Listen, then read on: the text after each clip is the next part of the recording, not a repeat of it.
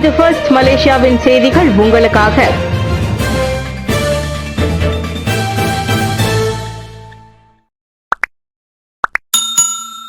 புடி 95 மக்களிடையே எழுந்த பிரச்சினைகளை அரசாங்கம் ஆராயும். புடி 95 எனப்படும் புடி மடானி ரோன் 95 திட்டத்தின் கீழ் உதவித்தொகையை செயல்படுத்தும் மக்கள் முயற்சிகள் தொடர்பில் மத்தியில் எழுந்த முதற்கட்ட பிரச்சினைகளை அரசாங்கம் ஆராயும். தமது தலைமையில் நடைபெற்ற அமைச்சரவை கூட்டத்தில் இந்த விவகாரம் குறித்து கலந்துரையாடப்பட்டதாக துணை பிரதமர் ரத்தஸ்ரீ டாக்டர் அகமது சாஹித் ஹமீதி தெரிவித்தார். சாலை போக்குவரத்து துறை, தேசிய பதிவுத்துறை மற்றும் நிதி அமைச்சு ஆகியவற்றை உட்படுத்திய புதுப்பிப்பு வழிமுறையை அரசாங்கம் தற்போது ஒருங்கிணைத்து வருவதாக சாஹித் ஹமீதி தெரிவித்தார். இந்த ஆரம்ப கட்டத்தில் சில சிக்கல்கள் இருக்கலாம் என்பது உண்மைதான். ஆனால் நான் அமைச்சரவை செயற்குழு கூட்டத்திற்கு தலைமை ஏற்பேன். ஏற்படக்கூடிய ஆரம்ப பிரச்சனைகளை ஆராய்ந்து விரைவாக பேசினோம்.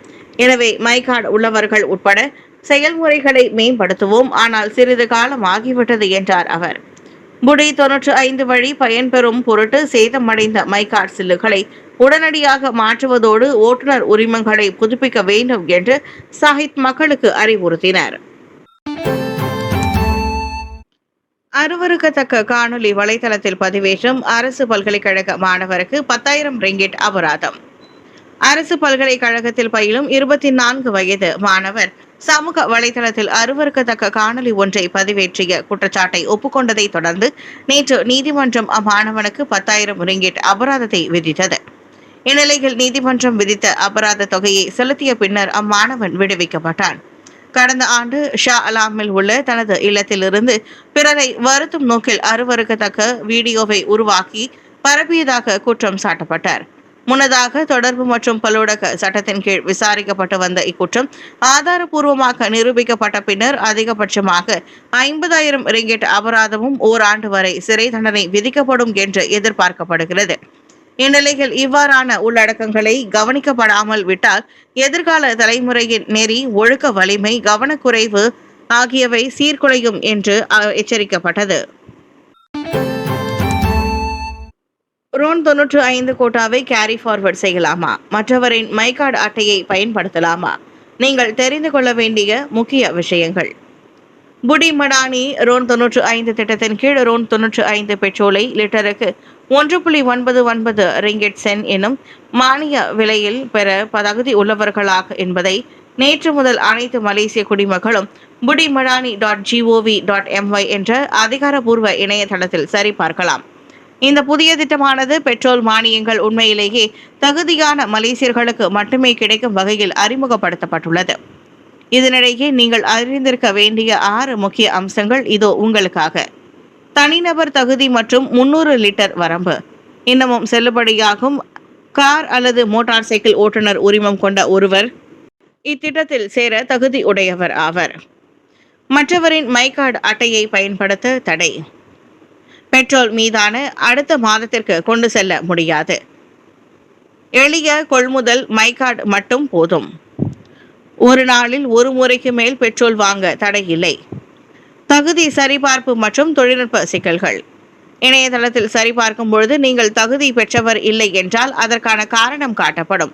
அதற்காக உதாரணமாக உங்களின் உரிமம் செயலற்றது என காட்டப்படும். இதை ஜேபிஜே அல்லது ஜேபிஎன் அலுவலகத்தில் நீங்கள் சரி செய்யலாம். தரவுகளை மைகார்டு இயந்திரத்தில் கிரகிக்க முடியாத பட்சத்தில் பெட்ரோல் நிலையத்தில் மாற்று செயல்முறைகள் உள்ளன. ஆகவே இந்த முக்கிய அம்சங்களை தெரிந்து வைத்திருப்பதன் மூலம் தகுதி பெற்ற ஒவ்வொரு மலேசியருக்கும் இந்த புடி மடானி ரோன் 95 மானிய சலுகையை அனுபவிக்கலாம். மலேசியா அமெரிக்கா பரஸ்பர வர்த்தக ஒப்பந்தத்தின் முக்கியத்துவத்தை பிரதமர் வலியுறுத்தினார். தற்போது மலேசியாவும் அமெரிக்காவும் பேச்சுவார்த்தை நடத்தி வரும் பரஸ்பர வர்த்தக ஒப்பந்தத்தை இறுதி செய்வதன் முக்கியத்துவத்தை பிரதமர் ஸ்ரீ அன்வார் இப்ராஹிம் வலியுறுத்தியுள்ளார். இரு நாடுகளின் வணிக சமூகங்களுக்கான கொள்கை மற்றும் திட்டமிடல் நிலைப்பாடு ஆகியவற்றை இயக்குவதற்கு இப்பேச்சுவார்த்தை முக்கிய பங்காற்றும் என்றும் அவர் தெரிவித்தார். கோலாலம்பூரில் தற்போது நடைபெற்று வரும் 57வது ஆசியான் பொருளாதார அமைச்சர்கள் கூட்டம், AEM மற்றும் அது தொடர்புடைய கூட்டங்களில் கலந்து கொள்வதற்காக வருகை புரிந்திருக்கும் அமெரிக்க வர்த்தக பிரதிநிதி USTR ஜெமிசான் கிரீர் மற்றும் அவரது குழுவினரின் மரியாதை நிமித்த சந்திப்பின் போது பிரதமர் இத்தகவலை தெரிவித்தார்.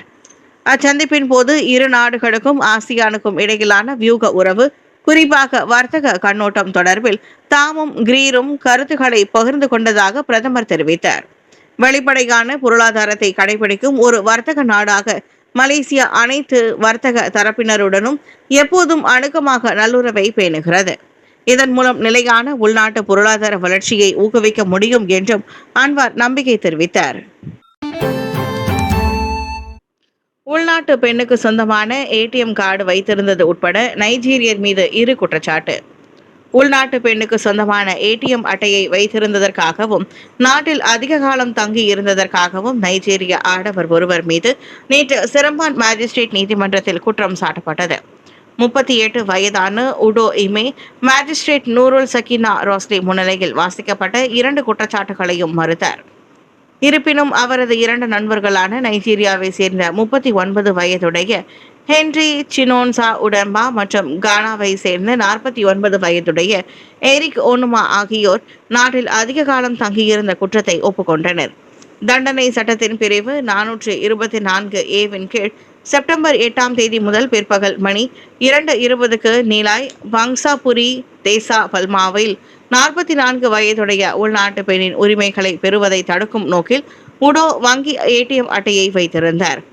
இந்த குற்றச்சாட்டு நிரூபிக்கப்பட்டால் 5000 ரிங்கிட் முதல் 50,000 ரிங்கிட் வரை அபராதம் அல்லது 6 மாதங்கள் முதல் 5 ஆண்டுகள் வரை சிறை தண்டனை அல்லது இரண்டும் விதிக்கப்படும்.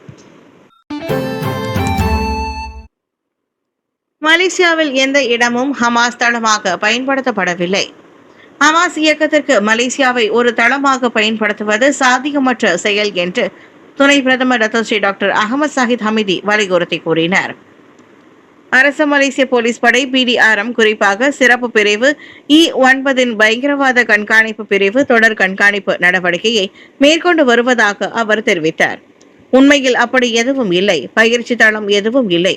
இது தேசிய போலீஸ் படை தலைவராலும் மறுக்கப்பட்ட ஒரு குற்றச்சாட்டு என்பதை நாம் அறிவோம். உண்மையில் நான் உள்துறை அமைச்சராக இருந்தபோது PDRM அப்போதும் கண்காணிப்பை நடத்தி வந்தது. எனவே மலேசியாவை ஹமாஸ் தளமாக பயன்படுத்துவது சாத்தியம் இல்லாததாகும் என்றார் அவர். பாங்கியில் அமைந்துள்ள யூனிகேஎல் மலேசியா பிரான்ஸ் கழகத்திற்கு பணி நிமித்தமாக வருகை புரிந்த பின்னர் நடைபெற்ற செய்தியாளர் கூட்டத்தில் அவர் அவ்வாறு கூறினார். எந்த மாணவரும் விடுபடக்கூடாது. B40 மாணவர்கள் பல்கலைக்கழகம் செல்ல உதவும் செனட்டர் லிங்கேஸ்வரன். கல்வி உரிமைக்காக தொடர்ந்து போராடி வரும் மேலவை உறுப்பினர் செனட்டர் டாக்டர் லிங்கேஸ்வரன் அருணாச்சலம் பல்கலைக்கழக படிப்பை தொடர விரும்பும் B40 குடும்பங்களை சேர்ந்த மாணவர்களுக்கு உதவிக்கரம் நீட்டியுள்ளார். நேற்று அவர் சுமார் 15 மாணவர்களின் பெயர்களை உயர்கல்வி அமைச்சர் டத்தோஸ்ரீ டாக்டர் ஜம்ரி அப்துல் காதரிடம் சமர்ப்பித்து அரசாங்க பல்கலைக்கழக நுழைவு மற்றும் முன்னேற்பாடுகளுக்கான செலவுகளை சமாளிக்க உதவிகளை கோரினார். அப்பட்டியலில் 2 சகோதரிகள் நாகதேவி நாகராணியும் அடங்குவர். இருவருக்கும் கணக்கியல் துறையில் இளங்கலை பட்டப்படிப்பை மேற்கொள்ள UPM எனப்படும் மலேசிய புத்ரா பல்கலைக்கழகத்தில் இடம் கிடைத்துள்ளது. அவர்களின் தந்தை பார்க்கின்சன் அல்லது நடுக்குவாதத்தால் பாதிக்கப்பட்டு படுக்கையிலேயே உள்ளார். முழு நேரமும் அவரை கவனிக்க வேண்டி இருப்பதால் அவ்விரு சகோதரிகளின் தாயாரால் வேலைக்கு செல்ல முடியவில்லை. இதனால் தங்களின் கல்வி கனவை நிறைவேற்ற வெளியாரின் உதவியை முழுமையாக நம்பியுள்ளனர். இந்நிலையில் லிங்கேஸ்வரன் மேற்கொண்ட முயற்சியின் பலனாக நேற்று UPM அதிகாரிகளும் உயர்கல்வி அமைச்சின் பிரதிநிதிகளும் அச்சகோதரிகளின் வீட்டுக்கு வருகை புரிந்தனர். பின்னர் அமைச்சர் ஜம்ரியுடன் காணொலி அழைப்பில் 2 சகோதரிகளுடன் குவாங் யங் லிங்கேஸ்வரனும் கலந்துரையாடினர். தென்னாசிய குரங்கை வைத்திருந்த குற்றச்சாட்டு நீதிமன்றத்தில் குற்றத்தை மறுத்த ஆடவன். பிக்டெயில் மக்காவ் குரங்கு சட்டவிரோதமாக வைத்திருந்ததாக குற்றம் சாட்டப்பட்ட சந்தேக நபர் நேற்று நீதிமன்றத்தில் குற்றச்சாட்டை மறுத்தார். கடந்த ஜூலை 2ஆம் தேதி பத்துமூடா PPR குடியிருப்பு பகுதியில் உரிமம் இன்றி குரங்கை வைத்திருந்ததற்காக உயிர் பாதுகாப்பு சட்டத்தின் கீழ் சம்பந்தப்பட்ட ஆடவர் குற்றம் சாட்டப்பட்டார். சூழலியல் அழிவால் ஆபத்தான நிலையில் உள்ள இந்த குரங்கினம் மலேசியாவில் பாதுகாக்கப்பட வேண்டிய உயிரினங்களில் ஒன்றாக பட்டியலிடப்பட்டுள்ளது. இதனை வைத்திருப்பதற்கு வனவிலங்கு மற்றும் தேசிய பூங்கா பெர்ஹிலிதான் வழங்கும் உரிமம் மிக அவசியம் என்பது குறிப்பிடத்தக்கது. இக்குற்றம் நிரூபிக்கப்பட்டால் அதிகபட்சம் 50,000 ரிங்கிட் அபராதமும் 3 ஆண்டுகள் சிறை தண்டனையும் விதிக்கப்படும் என்று எதிர்பார்க்கப்படுகின்றது. இந்நிலையில் இந்த வழக்கு நவம்பர் 15ஆம் தேதி மறுபரிசீலனைக்காக நிர்ணயிக்கப்பட்டுள்ளது.